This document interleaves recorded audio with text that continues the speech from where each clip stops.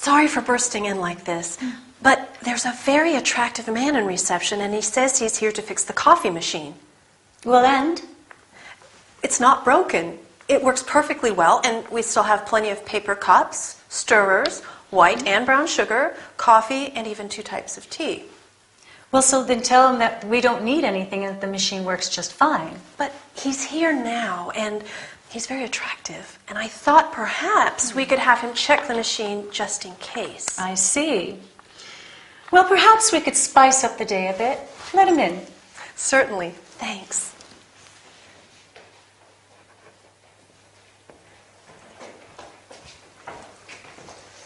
This is Mrs. Cunningham, the boss. Good afternoon. Hi, Troy. Yeah, I'm here to repair the coffee machine. So Linda says. And where is it? We also have one of your vending machines with chocolates and biscuits. You see, Linda and I have a sweet tooth, but we also have certain dietary requirements. I see. Some of my clients are allergic to wheat, and some are vegans. Linda's a vegetarian, aren't you, Linda? Yes, I am. So, is it possible to have some wheat-free snacks and some that are suitable for vegans as well? Well, I'm not sure. I'm just a technician. I repair the machines. Well, perhaps we can have them send us a brochure with the products. Sure. And the coffee machine? No problem. It works just fine.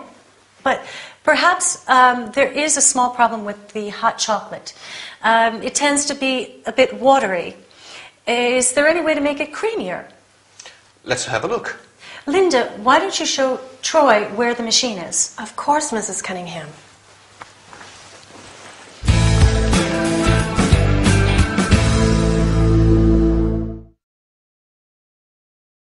Hi there. Welcome with Anthony to your business workout.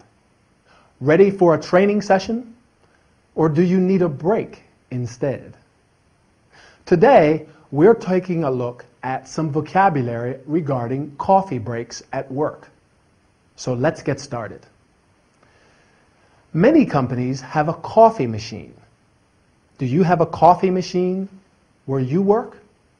Or a vending machine that sells snacks and drinks? In Miranda's office, they have both a coffee machine and a vending machine. And they work well, but Linda wants the technician to stay. She thinks he's attractive, and they want to spice up the day, make it more interesting. So they ask him to repair the machine anyway. Let's see now, what items does she mention when she talks about the coffee machine? Paper cups to drink out of. Stirrers to stir the coffee when you add sugar. Do you take sugar in your coffee? Do you prefer white sugar or brown sugar? I like white sugar myself. The machine also makes tea and hot chocolate. Miranda says the hot chocolate is watery. That's the excuse to make Troy stay. She asks if there is a way to make the hot chocolate creamier. I agree, though. Hot chocolate has to be creamy, don't you think? What about the vending machine? Miranda and Linda both have a sweet tooth. They like sweet things, but they have certain dietary requirements in the office. That means they can only eat certain things. Linda's a vegetarian, and Miranda has some vegan clients. Vegans don't eat any animal products, and nowadays there are snacks that are suitable for vegans. She also says some clients are allergic to wheat, so they need some wheat-free snacks in the vending machine too. Do you have any special dietary requirements? And do you have a sweet tooth like Miranda and Linda? Come to think of it, a creamy hot chocolate and some biscuits sound very appetizing after this workout. Anyway, keep practicing. I'll meet you in the next training session. Well, I'm sorry to say that there are quite a few mistakes in this report of yours. Mistakes, are you sure? Yes. But Linda can type it again, right? Sure, she can, but I'm a bit worried about her, you know. Why? Linda is a high flyer, but these days she is working too much and she's making some embarrassing mistakes. Such as? Well, such as sending an email to Mr. Scorn instead of Mrs. Scorn. You know that couple going through the troublesome divorce. Can you imagine that? I see. Linda is a nice girl, but she is probably overworked, underpaid, and frustrated. Are you saying that I'm treating her badly? No, I just think that maybe she has too much to do, and she needs less work and more motivation. What do you suggest? Find another secretary. Are you joking? She handles my phone calls, she writes emails, she deals with the clients, and she speaks both German and Spanish fluently. I can't imagine working without her. Right, I know. It's hard without a good secretary. So? Try and do something to make her feel more motivated. Motivation and job satisfaction are at the basis of everything.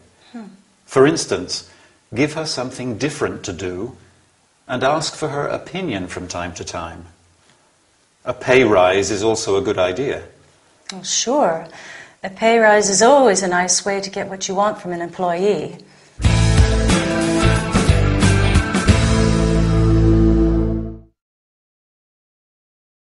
Hello and welcome to this business training session. Today we are talking about some terms related to job satisfaction. Quite an interesting subject, isn't it? Just like Linda, more and more people feel less motivated and frustrated at work.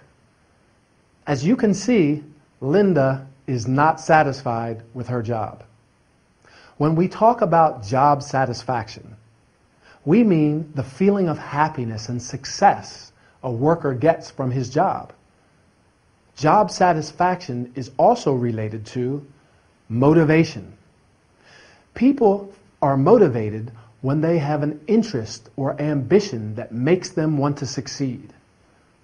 The reason Linda does not have this motivation is probably due to the fact that she is overworked, which means that she has too much work to do, and underpaid, that is, paid too little for the work she does.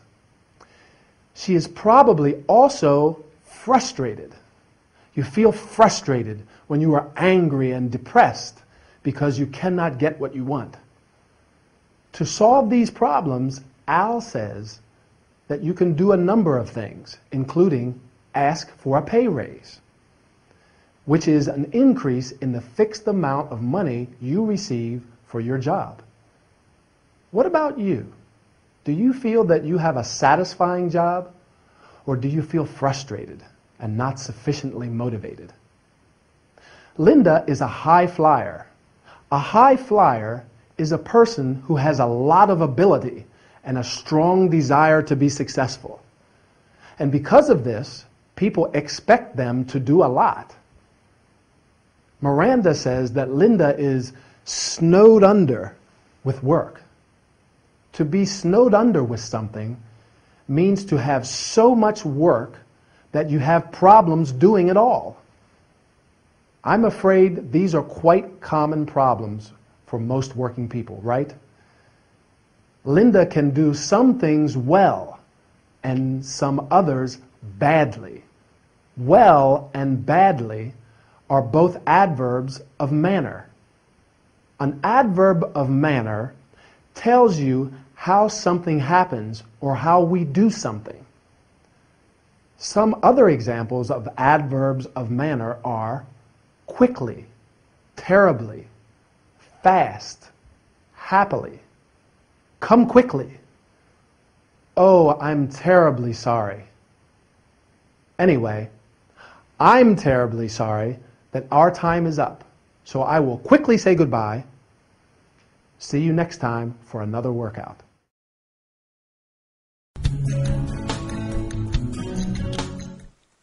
The only way to spend any time alone together these days is in the office. Yes, but it is interesting. At least we can have some privacy. Ray, honey, I have an appointment at 2. I want to have lunch first, and I don't want to... See, I show you affection, and you think about work. It's not my fault we don't spend any time together. You are a workaholic, Miranda. Me? Yes. In fact, you have such a full diary, you don't even have time to enjoy life. That's not true. I enjoy... Yes, it is. You are an ambitious achiever, and job satisfaction is important to you. But remember, the human factor is important too. Thanks, hon. I come here to relax and see my husband, and instead I feel like one of your patients. I care about your well-being. And I suggest you eat better too. Oh, Ray, please don't start. Stress causes people to eat unhealthy food. I like unhealthy food. Eating is one of life's greatest pleasures, and eating food I like is important too, isn't it, Doctor? Of course. Everything we eat has a certain vibration. And if we eat things that aren't in harmony with us, our bodies don't get the energy they need. Do you know what my body needs right now? Some Scottish rock oysters. Accompanied by a chilled glass of Chardonnay? You got it.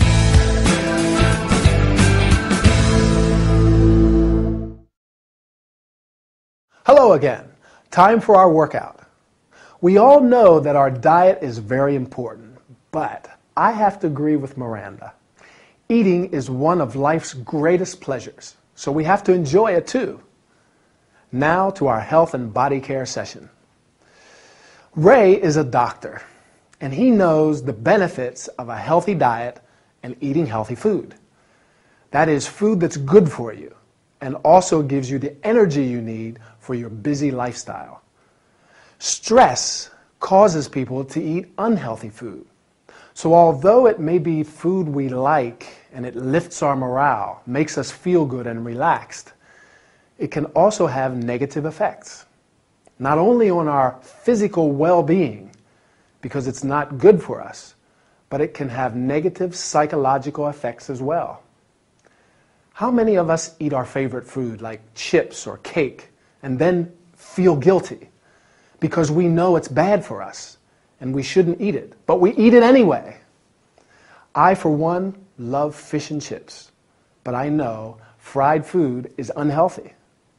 However, when I'm stressed or I don't have time to cook, I often have fish and chips for lunch and then feel very guilty because I know I shouldn't have eaten them. It's better to have a healthy chicken salad or even a sandwich. Of course, Miranda knows all of this. Ray probably often reminds her to eat well because she says, "Ray, please don't start." It seems as though she hears it a lot, but it's just because he loves her and cares about her well-being. She's certainly very busy. She has a full diary, lots of appointments and things to do. In fact, Ray calls her a workaholic, which means she works too much. She's an ambitious achiever. She wants to be successful in her career, but Ray thinks she doesn't have time to enjoy life, which isn't good. We have to enjoy life and relax from time to time. Don't forget, that's healthy too. So take your time, have a rest, but don't forget to practice your English. I'll meet you in the next session. Bye.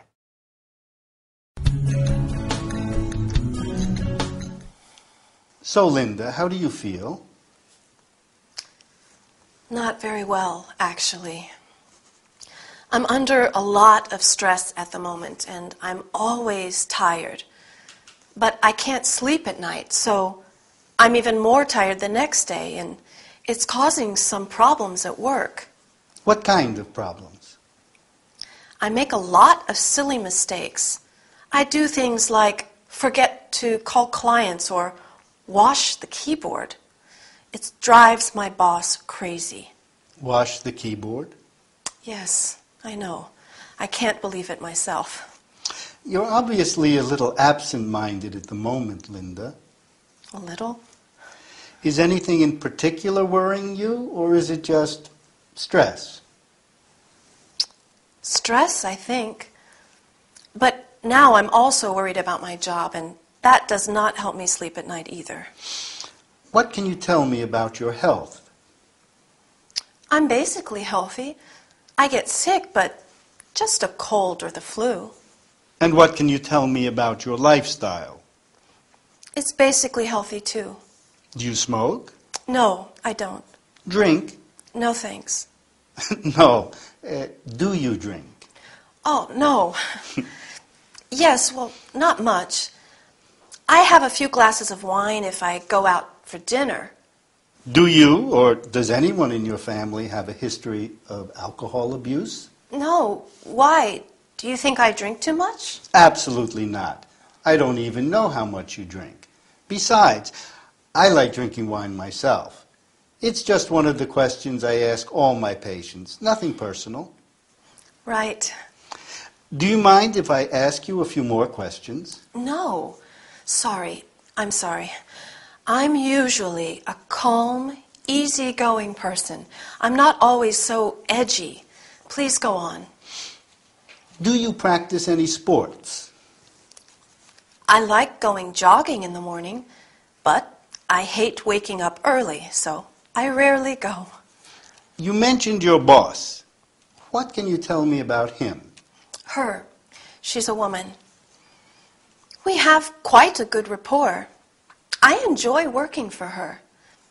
She's hardworking, but demanding. Actually, she can be a bit of a dictator at times. Sounds like someone I know. Really? Who? Oh, my wife, Miranda. She's a lawyer, too. Oh, my God. We're talking about the same person.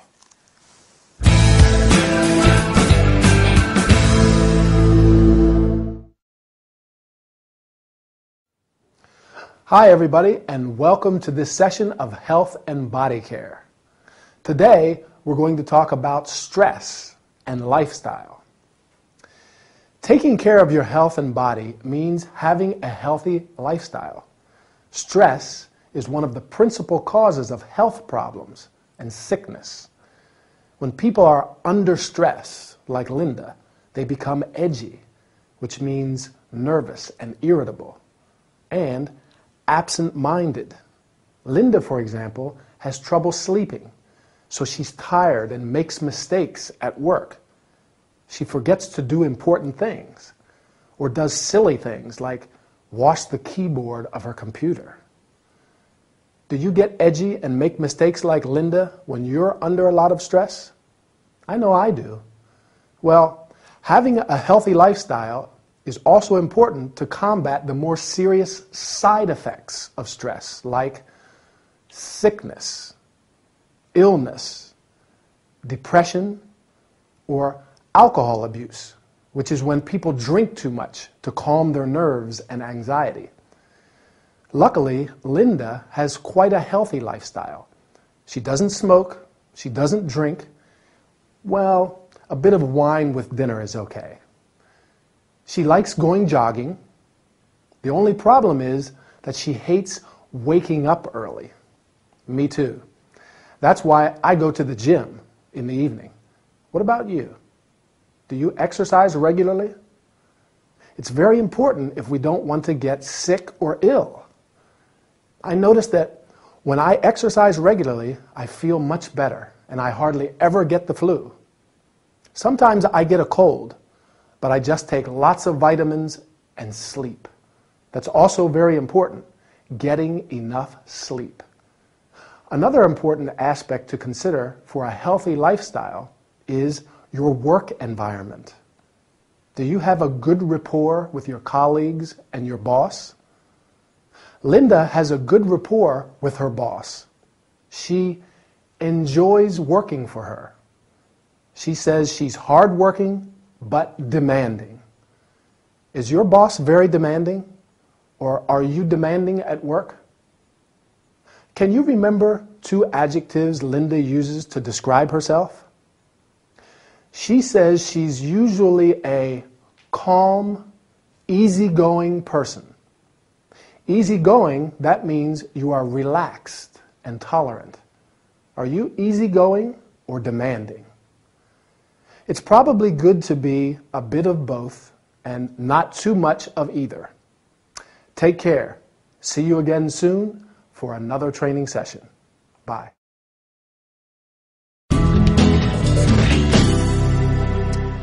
I'm so hungry. Well, you're in the right place. Do you want something sweet or savory? I'm not sure. Oh, actually, no. I don't know. Something savory, just a sandwich. Okay. Ham and cheese or tuna? Not tuna. Ham and cheese sounds good. Or maybe something sweet. I don't know. Are you okay? Yes? Well, I'm a little nervous. I have a date. Oh, I see. Anyone I know? I don't think so. His name's Rick. He's from Ireland. I love Ireland. Irish people are so friendly and fun. Well, I like him. I'm sure. So do you want something sweet to pep you up? Oh, no. I haven't got time, Em. I have to meet him in 20 minutes. Oh, God, help. Calm down. You can't go on an empty stomach. Let me make you a quick snack to take away, and you can eat it on your way there. Okay, yes, you're right. So, tell me, what's he like? Handsome? Very. He's tall, average build. He's got dark hair and green eyes. He's very shy and extremely creative. He's an artist. Oh, sounds perfect. He is. Going away? Oh, I wish. I need a holiday, just to get away from it all. I'm tired of London. I'd like to go on a trip somewhere. To the seaside? Yes, a seaside holiday on a beautiful, deserted beach and sleep under the stars. Or even to the mountains and spend a week camping out in the wild. A trekking holiday? That's not very relaxing. But it's different. You don't have to take the bus and the tube and walk through busy streets. Even a sightseeing holiday sounds wonderful right now. Anything, just not here. Your sandwich is nearly ready. Would you like a quick glass of wine? A glass of wine, just what I need.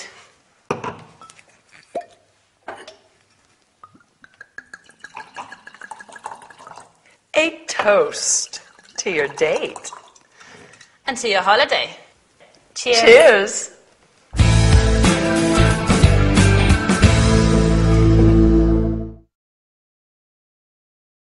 Welcome back. Ready to start working out? Great. Our main topics today are food and holidays, but we've quite a lot to cover, so let's get started. Did you see our episode? Sarah has a date with a handsome Irish boy, Rick, and she's very nervous, isn't she? She doesn't want to be late to meet him, but she's hungry. Do you remember what Sarah says about Rick? That he's shy and creative. Well, he is an artist after all. And to describe him physically, she says he's tall and average build, which means he's neither fat nor thin, and he's got dark hair and green eyes. Emily tells her that she can't go on an empty stomach without eating anything, so she prepares a quick snack for her to take away. But poor Sarah's so nervous that she can't even decide if she wants something sweet or savory. In the end, Emily prepares something savory, a ham and cheese sandwich to take away. While Sarah's dreaming about Rick, Emily is dreaming of a holiday. She wants to go on a trip somewhere because she's bored of London. Difficult to imagine someone being bored of London, but it happens when you live and work in a place for a long time. She wants to get away from it all. Do you ever feel like that? That you need a holiday and want to get away from it all, even just for a week? A seaside holiday on a beautiful deserted beach always sounds good when you want to relax. Emily talks about sleeping under the stars. Sounds romantic, doesn't it? To sleep in the open at night and just see the stars all around. She also likes the idea of a trekking holiday in the mountains. Not quite as relaxing because trekking means physical exercise, but spending a week camping out in the wild sounds exciting too. She's so desperate to get away that she says even a sightseeing holiday sounds wonderful. Sightseeing means visiting all the important monuments and buildings in a city. That's not very relaxing either. Personally, I prefer to relax on a beach for my holidays. Back to Sarah and Emily. They make a toast at the end to wish each other luck. Not the kind you can eat. But when you touch glasses with someone, look them in the eyes and say cheers. So, shall we make a toast? A toast to your English, which I'm sure is getting better. See you soon. Take care.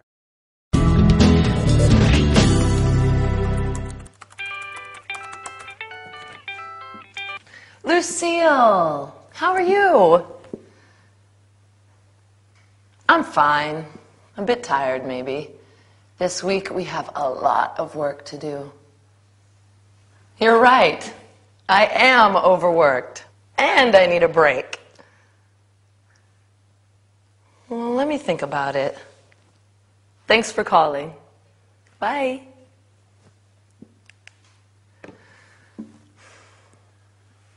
I think Lucille's right. I need a break. I should go somewhere. Let me have a look at some maps.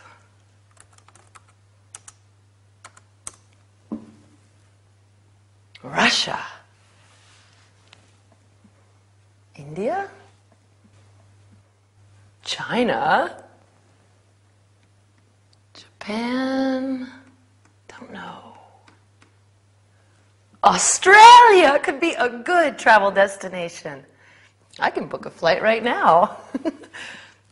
Let me see. Okay. Cheap flights to Australia. Flying from London Heathrow and flying to Melbourne. Departure date. Oh, I don't know. Maybe the 30th of December. It's summertime over there. Maybe I can wear my bikini on New Year's Eve. Return date. 25 January. Passengers 1 adult, no children. Good. Search now. 1,300 pounds? Not so cheap. Let me see if taxes and fees are included. Still too expensive. Can't imagine the cost plus accommodations. What are some other options? Maybe a package tour is more convenient. Lucille may be able to give me some useful addresses. She always has to travel for her job. Lucille? Sorry, it's me again. I am looking for a package tour to Australia. Can you give me some useful addresses? Yes. Okay, I'm ready. www.globaltours.com www.adventuretours.com/packages. Oh, www.globaltours.com Backpackertour.com. Yes, thank you. Backpacking, I don't particularly like the idea of carrying a heavy weight on my back. Sleeping in a tent, eating beans for a week, fun? I don't think so. That's not my idea of a holiday. I'd rather stay at home.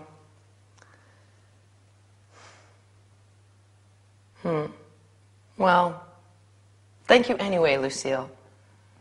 Maybe staying at home is a better idea. Bye.